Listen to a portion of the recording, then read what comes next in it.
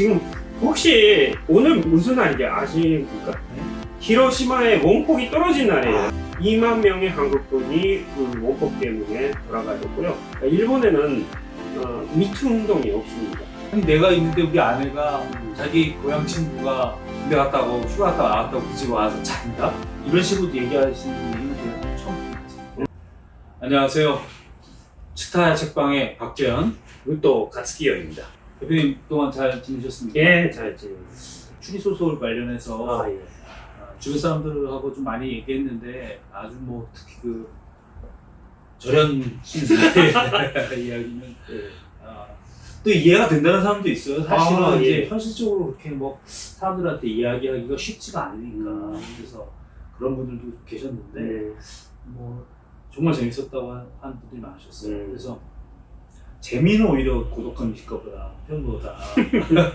자, 오늘은 대표님께서 저한테 이 세상 한 구석이라고 하는 책을 일단 저는 별로 좀 안 좋았습니다. 그래요. 그러니까 나빴다는 게 아니라 예. 너무 슬퍼가지고 그렇죠. 예. 책장을 빨리 막 옮겼습니다. 그래요? 예, 그래서 제대로 읽으시고. 그 다음에 이제 이 책이 뭔지 좀 알아보려고 예. 서핑을 인터넷 찾아보니까 또 내가 모르는 내용이 있는 거예요. 어. 다시 한번 제가 네. 정독을 했는데 일본 사람은 거기에 그 히로시마에서 있었던 일을 모르는 사람이 없고 아는 가운데서 그런 게 일어날 텐데 하는 마음으로 보는 많아요. 그렇죠. 네, 그러면서도 많은 감정을. 아니 그러니까 대표님은 일본 분이니까 그 내용을 예. 아셨던 거고 예. 저는 구레라고 하는 그 배를 만드는 아마 병참 기지 공장 같은 곳이 이게 해군 기지. 해군 기지죠. 예, 해군의. 그런데 이게 히로시마가 나오긴 하는데 그게 사실 연결이 안 됐어요. 네네. 처음에는 진짜. 잠깐만요. 지금 혹시 오늘 무슨 날인지 아십니까? 오늘 이 녹화하는 날 예, 8월 6일. 8월 6일이 언제? 이날이네. 히로시마의 원폭이 떨어진 날이에요. 그렇군요. 그래서 이날을 택하는 걸로 알고 제가 왔는데 그래요. 일본 사람은 이날은 아주 특별한 날이라서 꼭 다시 가야 돼. 아니, 괜찮아요. 그렇군요. 예, 제가 오늘 아침에 역시 그 어머니께 안부 전화를 드렸더니 오늘 그런 날이다 하면서 역시 그 대화를 나눴어요. 네. 예, 아직도 세상이 안 변했고 세계 평화가 아직 안 왔는데 하는 이야기를 어머니가 저한테 말씀하시더라고요. 그런 날입니다, 오늘은. 그렇군요. 예. 모르겠습니다. 무도 대표님한테 오늘 역시 생각 깊은 박재현 모습을 읽는데 예. 대표님께서 이 세상 한구석이라는 이 책을 저한테 이제 해보자고 권하셨는데 특별한 이유가 있으실까요? 먼저 이것이 아주 작년까지 일본에서 롱랭, 장기 흥행의 기록을 세운 그러한 애니메이션이었습니다. 그러니까 원래 만화로서 2007년부터 2009년까지 만화책의 잡지에 연재됐는데 그 후에 뭐 2번 드라마화도 됐고요. 2016년도에 애니메이션 영화로 일본에서 공개가 됐어요. 그랬더니 아주 뭐 폭발적인 건 아니지만 계속 소문이 소문을 부르고 해가지고 2019년까지 3년 동안 상영되면서 200만 명 이상의 흥행작이 됐습니다. 근데 왜 그런가 하는 것을 한국분에게도 알리고 싶고 그리고 한국분들도 많이 사실은 관련돼 있습니다. 히로시마에서는 2만 명의 한국분이 그 원폭 때문에 돌아가셨고요. 나가사키에서도 8월 9일 날에는 나가사키의 원폭이 또 떨어지는데 그때도 10,000명 이상의 한국분이 돌아가셨습니다. 그러니까 두 군데 제가 가봤지만 한국인 희생자 위련비도 있고요.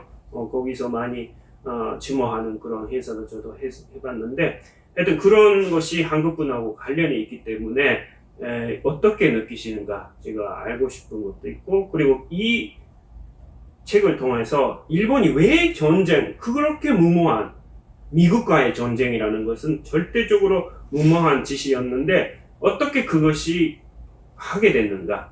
그것을 하게 됐는가 하는 것을 알려드리고 싶어서였습니다.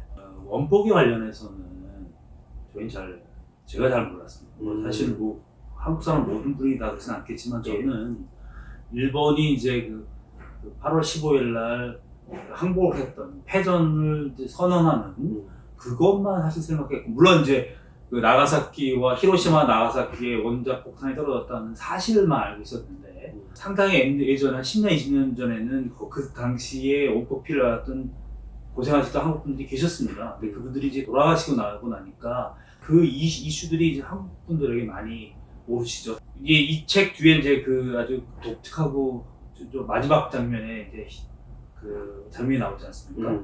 그 택기가 나오는 장면. 네. 그게 도대체 왜 나와? 이렇게 했더니 히로시마에도 한 2만 명 아까 말씀하셨죠. 네. 많은 한국 사람이 있었다는 네. 거죠. 히로시마는 그때 당시 35만 명의 인구가 있었는데 5만 명이 한국 사람입니다. 아, 네.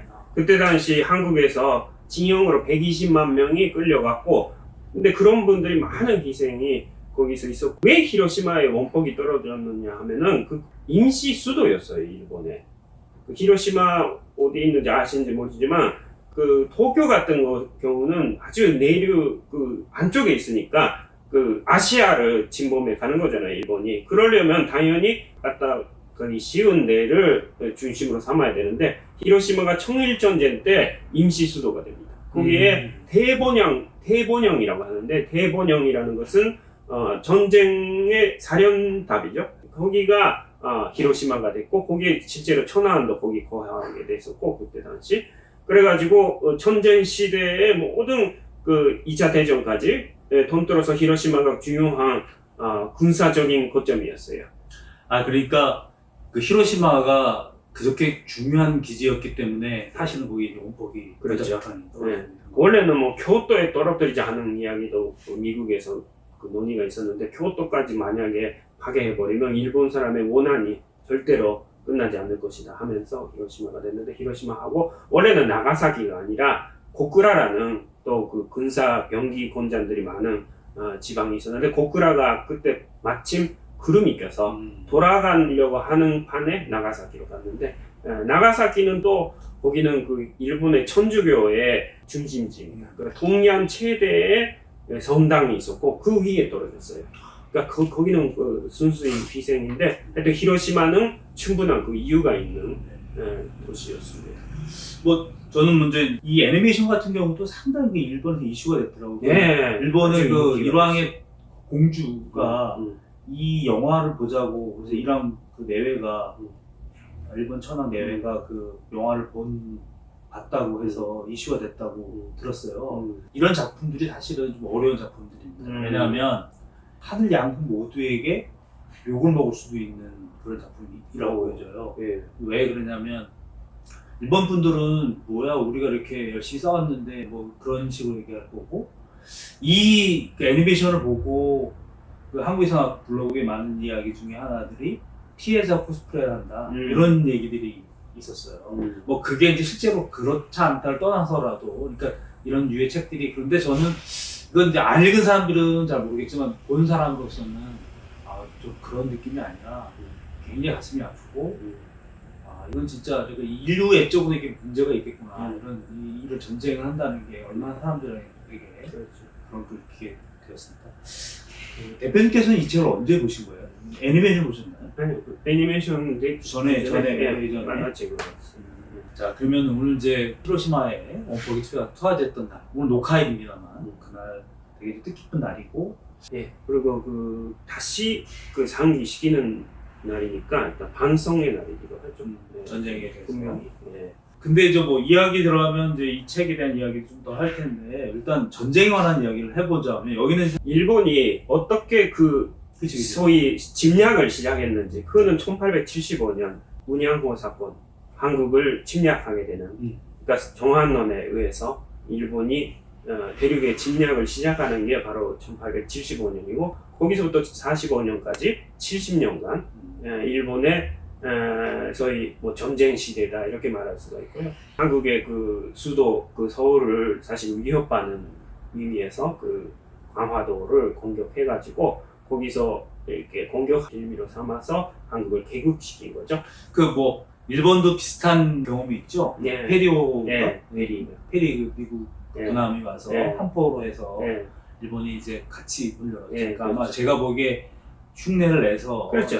그러니까 그때 당시 일본이 그 서양 그 열국에서 그 불변등 조약을 맺게 되니까 그것을 다른 우리도 같이 똑같은 일 하자고 해서 바로 한국으로 가가지고 조약을 맺는 거죠. 그러니까 이제 1945년에 그 전쟁의 끝은 그 원포인트로 투하된 히로시마의 비극이 출발은 문양호 사건이라고 하는 한국 전제로 확대된 그때부터라고 보시는 건가요? 그렇죠. 아, 저희 생각. 그러니까 대표님. 예. 그 일본이 이제 그런 전쟁이라고 하는 과정 속에서 전 국민들이 비극으로 가게 된 출발이 거기였다는 예. 겁니다. 실제로 사실은 뭐 일본이 그 개항을 하면서 상당히 성공하지 않았습니까? 내부적으로 발전도 하고 했는데 네. 그게 이제 침략이라는 단계로 가게 된 거잖아요. 근데 제가 이제 드릴 말씀은 일본은 원래 침략적인 본성을 가지고 있는가 뭐 그런 거에 관련해서 여쭙는 거예요. 그러니까 원래가 일본은 신도가 중심이잖아요. 그 신도에서 극학이라는 게 나옵니다. 극학은 나라 국자에다가 그 한문대열 학자인데 그 극학이 뭐냐면은 일본의 신인 아마테라스 오미카미, 이거는 일본의 천황의 조상신인데 그 조상신이 바로 태양신이고 모든 사람이 그 태양신의 은혜를 받고 있다. 그래서 일본은 신국이다 해가지고 그것을 세계 앞에 알리고 그 은혜를 온 세계에 에도 시대 때 바로 한국에서 원래 유교가 들어오잖아요. 강항이 임진왜란 때 포로로, 정유재란 때 포로로 와가지고 거기서부터 일본이 주자학을 배우는데 주자학이 너무 좋은 학문이니까 일본에서는 그것을 무사들의 정학으로 해가지고 모든 무사들이 본교라고 하는데 각 집안마다 있는 학교에서 주자학을 배웁니다. 그랬더니 다 배우고 나서 이것은 중국에서 들어온 것이고 뭐 한반도 통해서 들어온 것이고 원래 일본에는 더 우수한 문화가 있었다, 사상이 있었다. 그게 바로 신도이고, 그리고 그 일본의 옛날서부터 있었던 뭐 겐지 모노가타리라든가 그런 그 문화적인 그런 것이 오히려 일본이 더 우수하다 하는 반발이 일어나는 것입니다. 지금 그 한국의 한류가 2004년도에 그 용사마를 통해서 일본을 완전히 속권했잖아요. 그랬더니 뭐 아줌마들이, 여자들이 다 한국을 좋아하게 되니까 그 개밥도 그렇고 애들도 그렇고, 그러니까 남자들이 반발을 해가지고 뭐 혐한이라고 하죠. 요즘은 한국을 싫어하고 한국을 치는, 뭐 하여튼 매스컴에서도 한국만 치면 뭔가 지지율이 올라가는 것 같은 그 풍조가 바로 반발에서 나와요. 한국이 너무 잘하면 반발하는 거죠. 근데 그런 것 같이 극학이라는 일본이야말로 더 세계적인 우수한 나라다 하는 한문이 생깁니다. 그러니까 주작이 들어와서 예. 이제 전 무사들에게 딱 배우니까 예. 이거 왜 외국에 그렇죠. 그 문물을 들이냐, 예. 우리의 원래가 있었다라고 그렇죠. 하는 반발이 나오는 예. 거죠. 모토리 노리나가라는 사람인데 미에현 출신의 그 사람이 바로 모든 그 중국이나 그 뭐 조선이라는 나라는 항상 그 사상 때문에 서로 부딪히고 싸우고 사람도 죽이고, 근데 일본은 원래는 그런 사상이 아니라, 그 따지는 그런 논리가 아니라 원래 하나 만들 수 있는 더 우수한, 더 자연을 이런 식으로 얘기하신 얘기는 제가 사실 처음 듣는 것 같습니다. 일본이 이제 전쟁을 왜 일으켰는지에 대해서 얘기할 때 뭐 여러 가지 출발적 견해가 있을 텐데 대표님 견해는 되게 사상적인 견해 그렇죠. 나오신 것 같아요. 그래서 이것도 또 제가 들었던 이야기 중에 좀 독특한 이야기예요. 그러니까 한번 그건 나중에 하고 이 책 이야기를 잠깐 들어가 보도록 하겠습니다.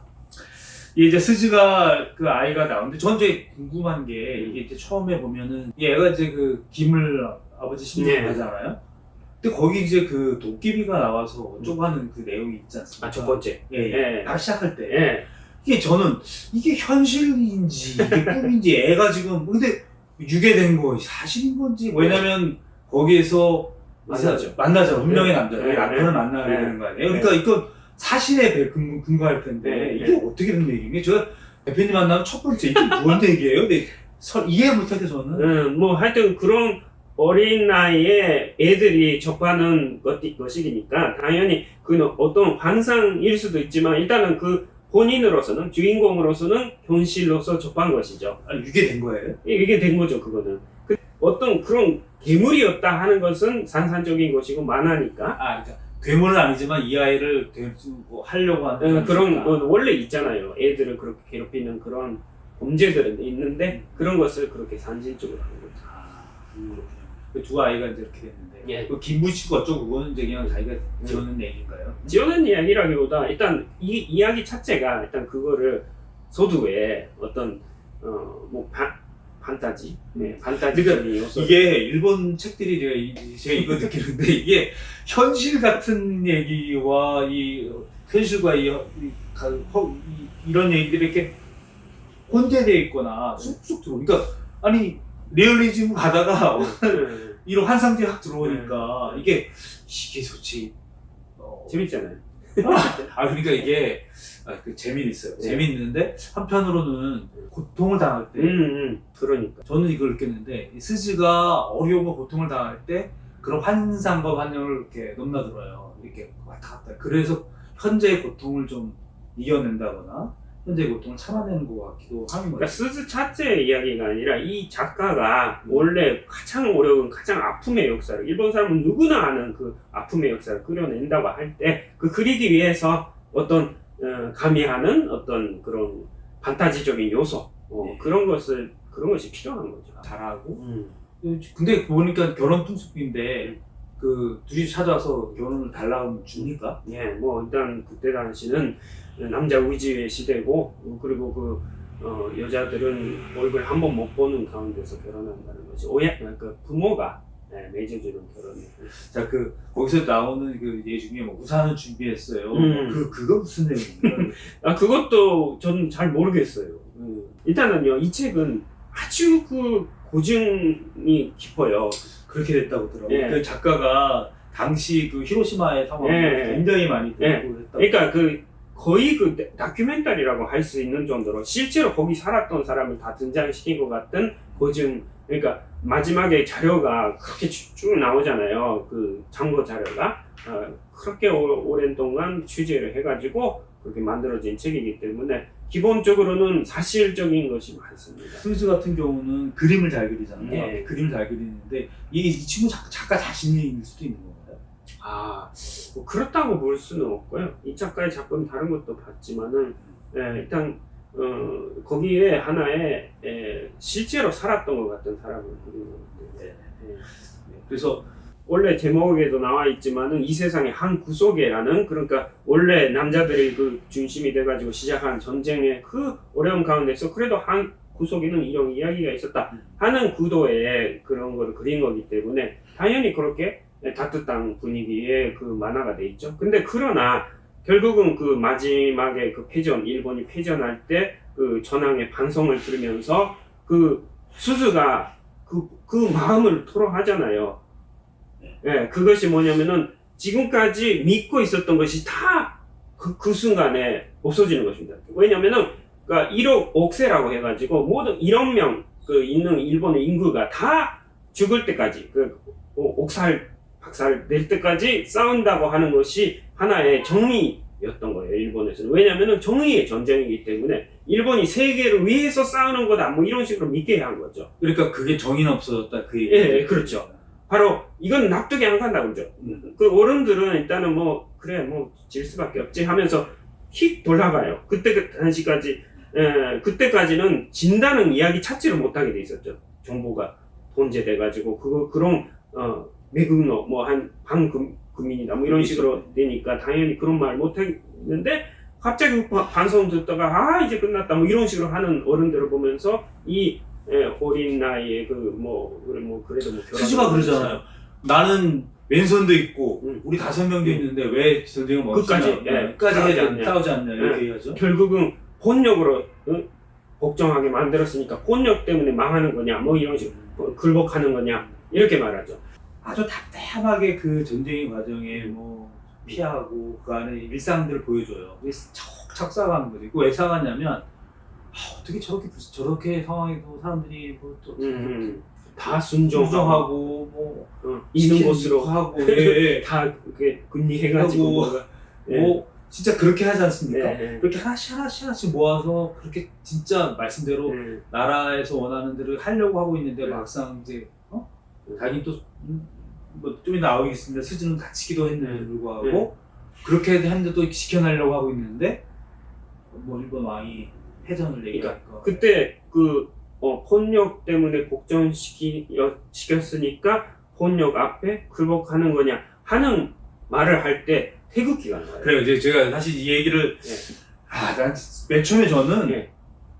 이거 한국어판이어서 아니요. 연다. 그래서 이제 대표님 제가 아까 말씀드렸잖아. 그러니까 이게 슈퍼가 푹 읽었다고. 그래서 이 태극기가 뜬금없이 나온 거예요. 이게 뭐야? 그러고 제가 다시 한번 읽는데 이제 배경들 나중에 든 거예요. 히로시마에 한국 사람이 많이 살았던 것도 있고, 스즈는 그걸 보고 사람들이 우리가 생각하는 뭐 동아시아나 뭐 이런 식으로 이제 같이 하자라는 게 동의하지 않고 각자 생각이 있었다.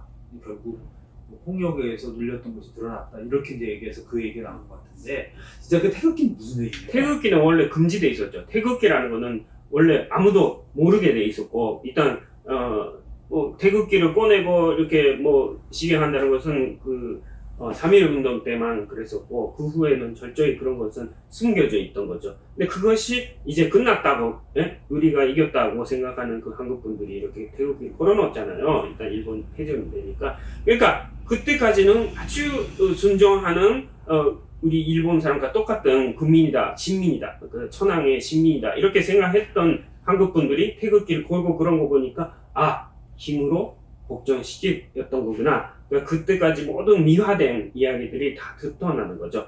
그러면서 하는 이야기가 막 울기 직전에 그 오열하고 통곡하는데 그 장면이야말로 이 이야기가 그리고 싶었던 내용인데 그 전에 말하는 것이 이거는 결국은 이 나라의 전체였다.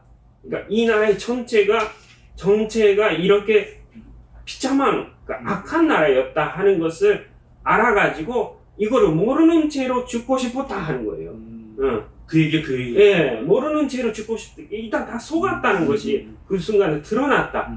그래서 모르는 채로 나는 죽고 싶었다 하면서 오해라고 통곡하는 그 어린 그 소녀가 사실은 이 스즈가 정말 어른이 돼서 결혼했는데도 그렇게 소녀 같던 소녀 같죠. 그렇게 모든 것이 다 몽환히 살고 있고 모든 거 다 이렇게 부드럽게 받아들이고 뭔가 생각이 없는 여자 같듯이 그렇게 그려지는데 그 순간에 결국은 본인의 생각이 나오는 거죠.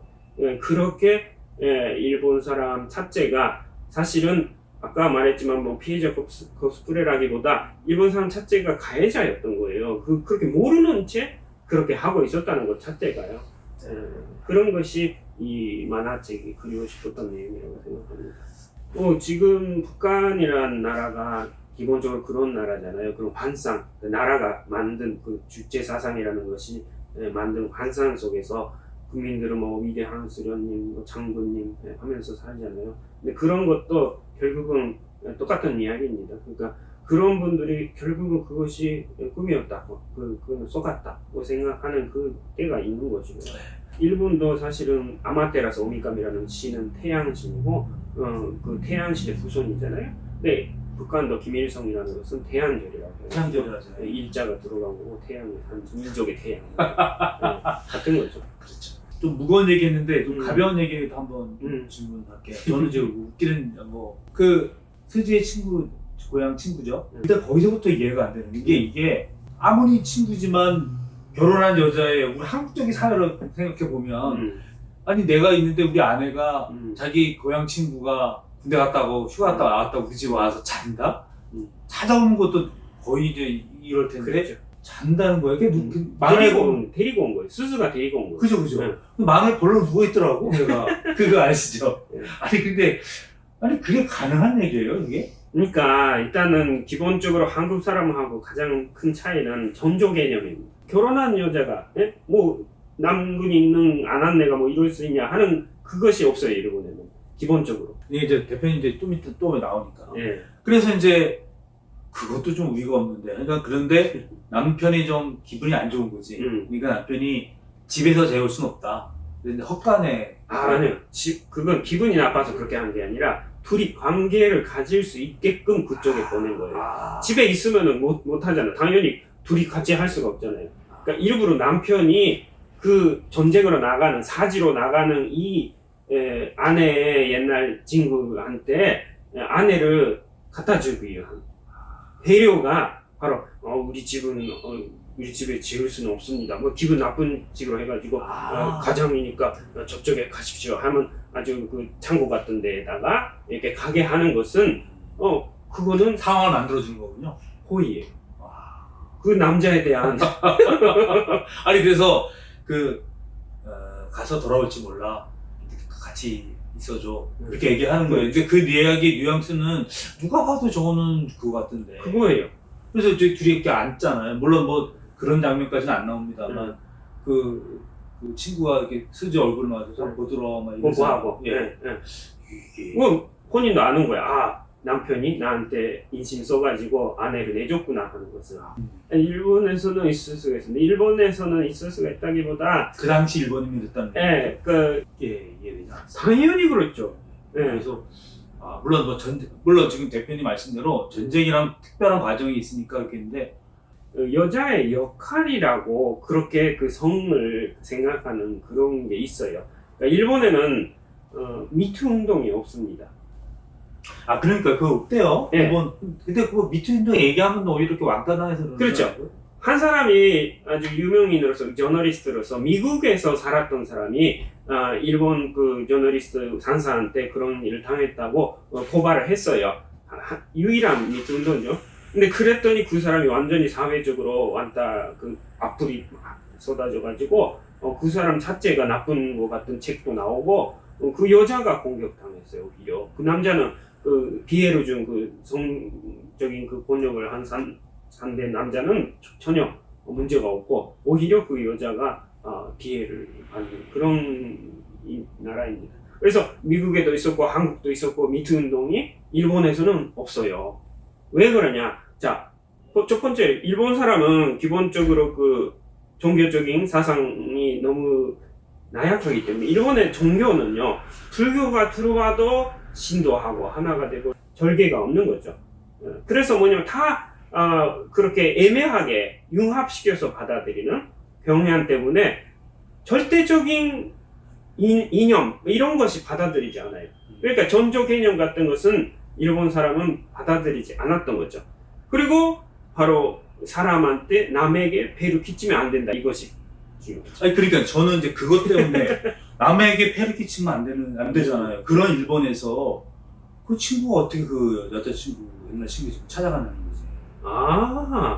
그러니까 그거는 그러니까 사지에 가기 전에 자기가 죽는 거예요. 마지막에 눈에 뵈는 게 없는 거야. 그런 것도 있지만 마지막에 소망이라는 것이 통해요. 그러니까 국가를 죽어가는 사람의 몸 하나 정도는 뭐 바쳐야 된다 하는 식의 물론 그거는 대놓고 그런 문화가 일본에 있습니다라고는 말할 수 없지만 사실은 일본 사람이면 납득하는 그런. 그러니까 그것도 우리 지난번에 얘기했던 것처럼 세계이 위에 있기 때문에 이게 사회가 위에 있으니까 우리 그 가족이나 이런 것들에 예컨대 내 아내 뭐 이런 거보다 이게 더 위다는 거 그런 그 나라를 위해 나라 국가라는 게 그때 세계는 국가. 그래서